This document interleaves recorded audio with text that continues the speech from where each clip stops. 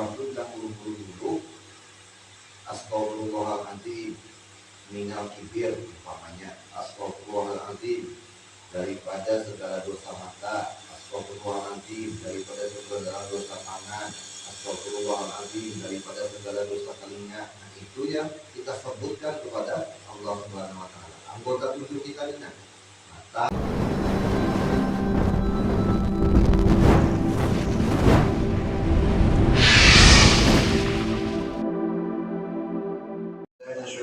Bismillahirrahmanirrahim.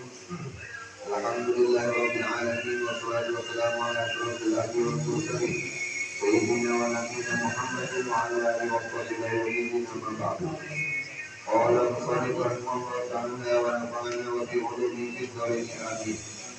Halaman 61 masalah aurat perempuan bagian yang kedua. Kemarin sudah dijelaskan bahwa aurat ini wajib ditutup. Aurat laki-laki kemarin ada 3 bagian kan?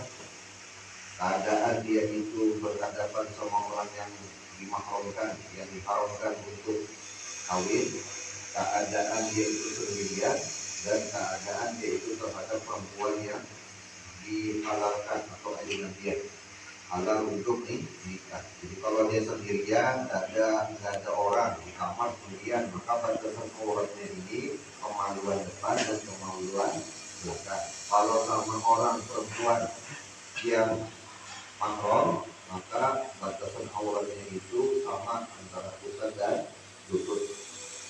Kalau misalkan terhadap atau berhadapan dengan perempuan, maka perempuan yang ajnabiah, maka seluruh badannya itu termasuk bagian daripada aurat. Itu laki-laki. Nah, yang kedua ini perempuan yang nampak. Nah, perempuan ini jangan dulu ada namanya budak atau disebut dengan hamba. Ini kita baca bersama saja karena kita tidak ada sudah di zaman sekarang tentang perempuan budak.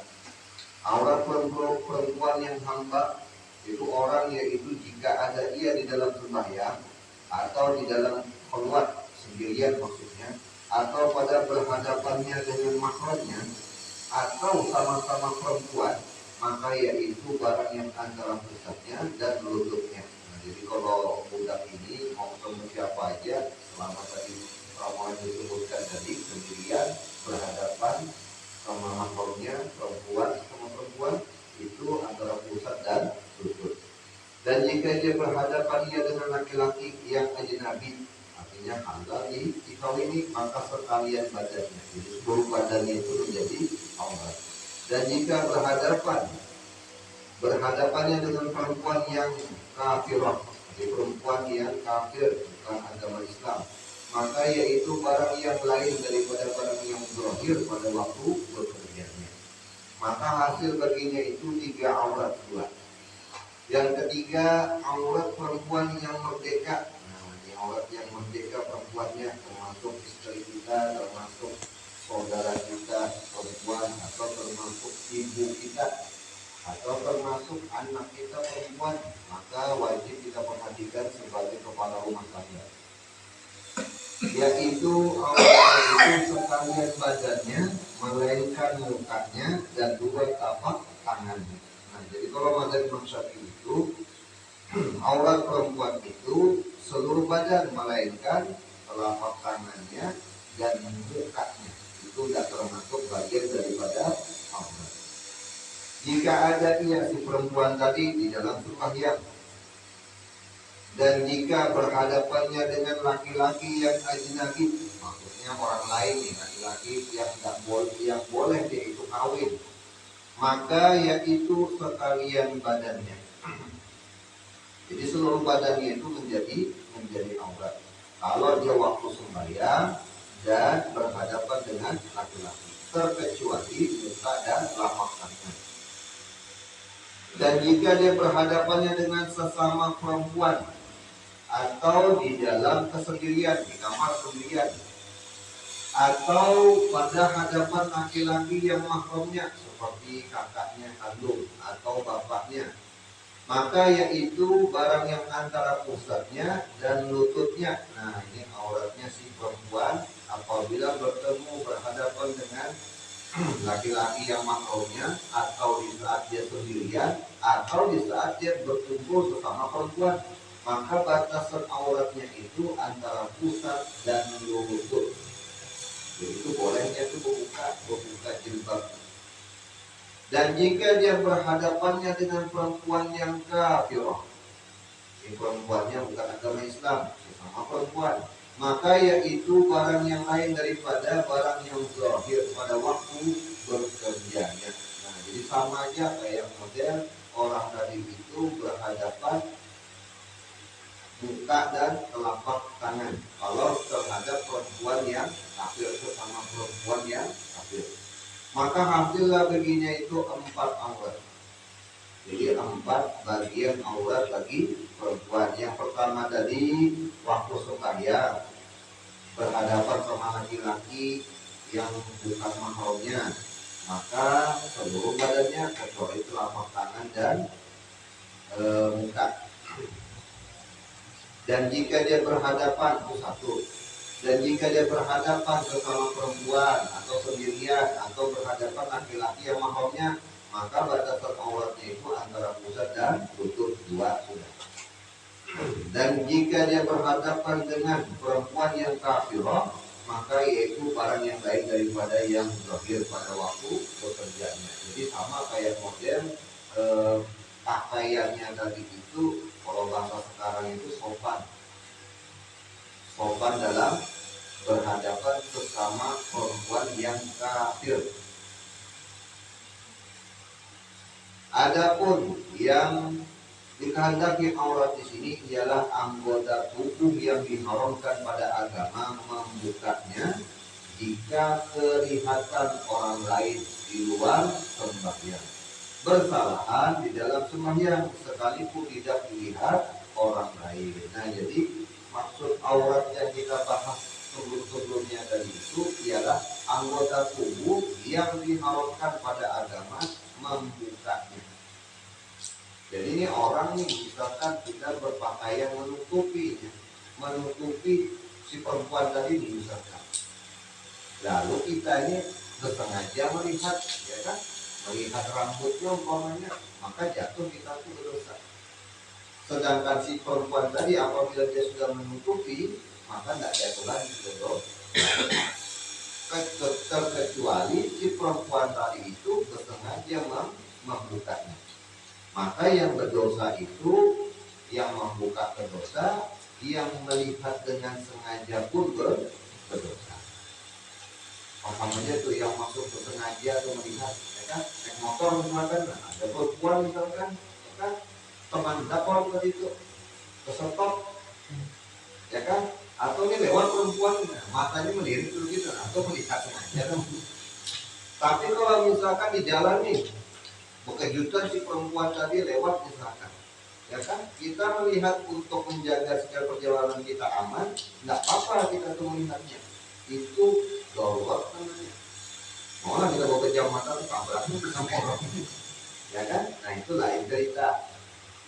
Nah, jadi bisa-bisalah kita itu menjaga mata kita, karena di akhir zaman ini dosa yang tidak tersadari ya tadi melihat aurat yang diharamkan, ya kan? Melihat.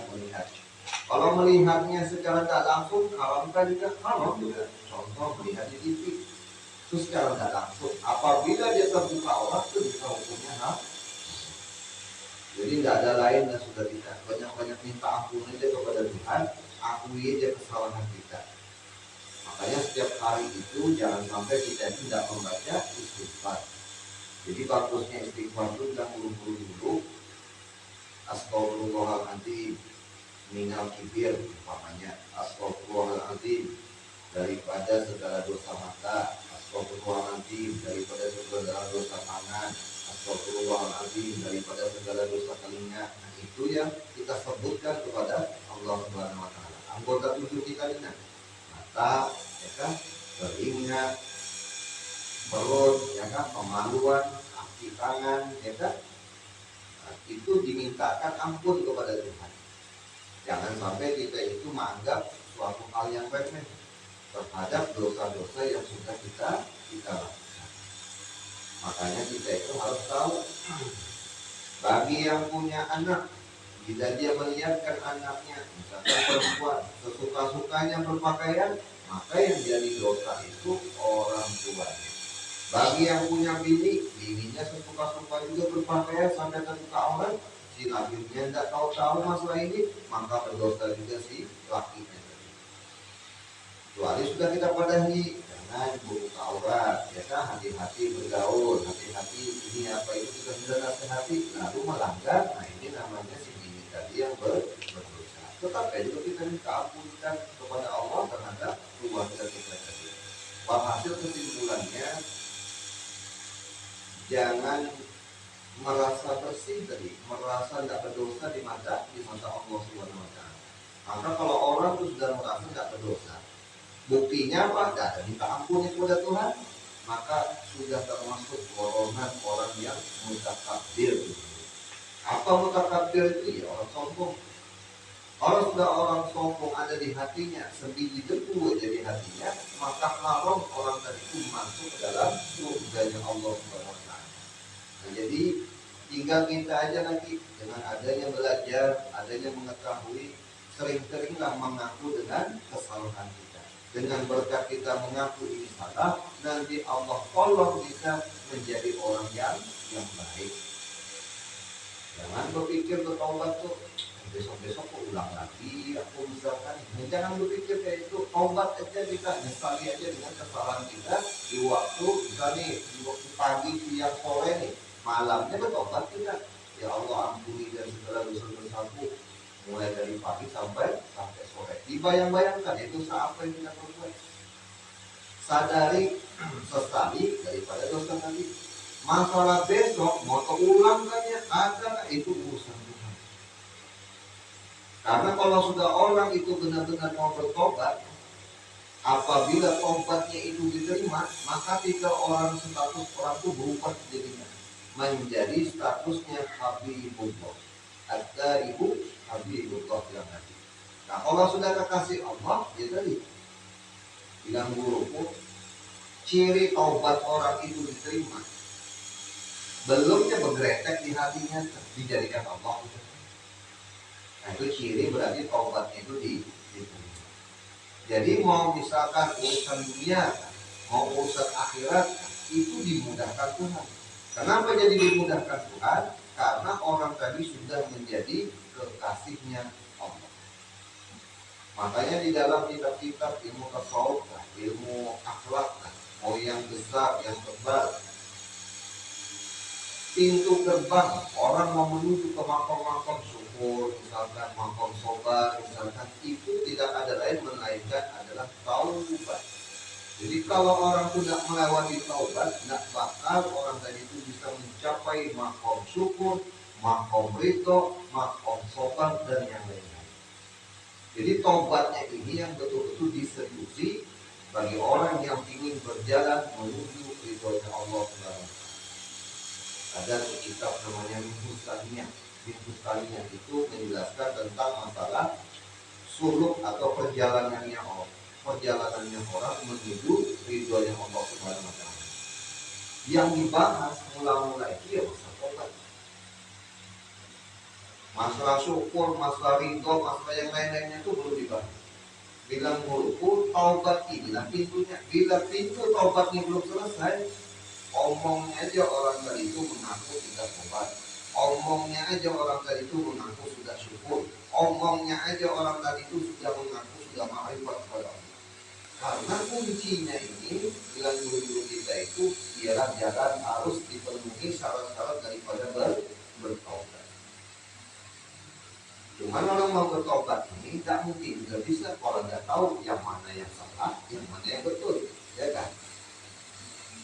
Ini yang aku lakukan ini salah kah, betul kan? Kalau orang yang tahu ini salah, bisa aja bertobat. Tapi kalau orang yang tidak tahu, dia anggapnya betul aja semua. Tidak mungkin orang tadi itu bisa mau bertobat, karena dia tidak ada merasa kesalahan. Sebab kenapa tidak ada merasa kesalahan? Karena nggak ada ilmunya, mana yang salah, mana yang benar. Nah justru itulah maka orang yang sudah diantara benar-benar taubatnya, orang tadi itu bersungguh-sungguh menjatuhkan dirinya ini untuk menuntut ilmu agama, lebih khusus masalah ilmu fardu ain. Kenapa? Karena dengan mempelajari ilmu fardu ain inilah orang itu dapat mengetahui mana yang salah, mana yang benar. Jadi kalau kita nih tidak ada bahan ilmu kita nih, apa yang mau ditobati? Anggapan kita terbuka aurat itu tidak berdosa. Nah, mau nggak kita bertobat semoga ya Allah ampuni dari segala dosaku gara-gara membuka aurat? Kenapa jadi tidak bisa bertobat dan bisa menyesali? Karena tidak mengerti bahwa yang namanya membuka aurat itu dilarang oleh Allah. Ini aku nih sudah betul ya sudah sembahyang, ya kan? Kenapa jadi merasa betul? Karena tidak mengerti mana sembahyang yang benar, mana sembahyang yang salah. Lalu anggapannya betul, sudah sembahyang orang tadi. Nah jadi itulah pentingnya kita itu kenapa disuruh untuk menuntut ilmu. Kenapa? Karena menuntut ilmu inilah membuktikan orang tadi itu serius dalam bertobat kepada Allah.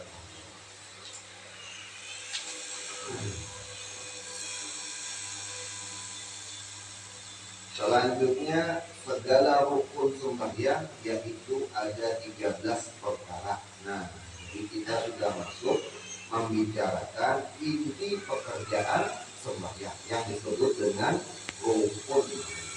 Jadi rukun ini pekerjaan inti pekerjaan sembahyang. Kalau rukun wudhu, nah itu berarti pekerjaan inti dari para perkara wudhu.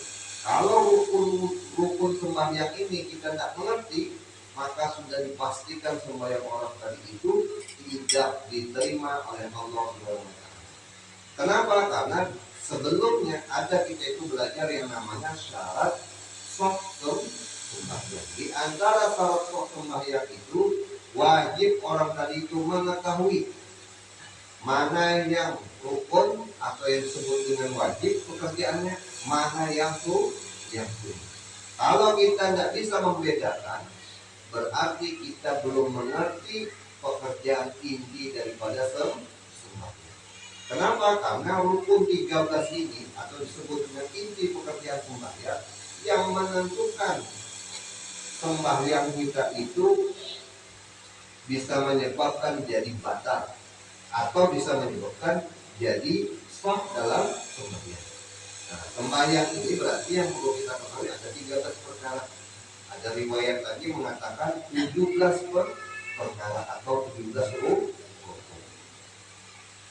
Kalau di kitab itu dijelaskan lagi bahwa dalam sembahyang itu supaya tidak pusing, tidak bingung menghafal yang 13 ini dibagi 3.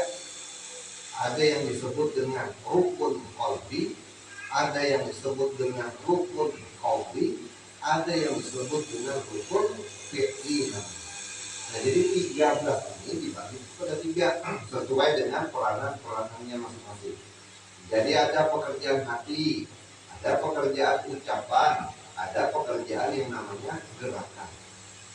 Digabung totalnya jadi 13. Nah, insya Allah nanti kita satu persatu kita jelaskan. Mudah-mudahan dengan walaupun sedikit kita ini belajar tapi istiqomah, Allah Subhanahu wa taala mengampuni dan segala dosa-dosa kita, kedua orang tua kita dan dosa keturunan kita, dan menjadikan keturunan kita menjadi anak-anak yang soleh dan solehah, dan dimatikan kita semua dalam keadaan beriman sempurna diberi ikhlas. Amin Allahumma amin. Al-Fatihah.